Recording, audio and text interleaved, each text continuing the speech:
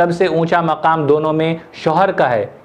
माँ बाप जब अगर आप हैं तो माँ का मकाम ज़्यादा है, बाप का मकाम कम है। लेकिन आप जब तक शौहर और आपकी ज़िंदगी जब तक बग़ैर औलाद के गुजर रही है, शौहर और बीवी हैं, तो शौहर का मकाम बीवी से ज़्यादा बढ़कर है। अल्लाह के नबी अगर मैं आपको एक बात बताता चलूँ, अल्लाह ने इतना मकाम बुलंद किया, नबी सल्लल्लाहु अलैहि वसल्लम ने यहाँ तक कह दिया अपनी अगर कोई तुम्हारा शौहर अगर बीमार हो जाए, उसके जिस्म पर फोड़ा या फुंसी निकल जाए, और अगर तुम उसको अपनी ज़बान से चाट कर साफ़ करो, तब भी तुम अपने शौहर का हक़ अदा नहीं कर सकती। बेशक नमाज में जब हम अपना सर झुकाते हैं तो अल्लाह के सामने झुकाते हैं, अल्लाह के सामने हम सर अपना झुकाते हैं।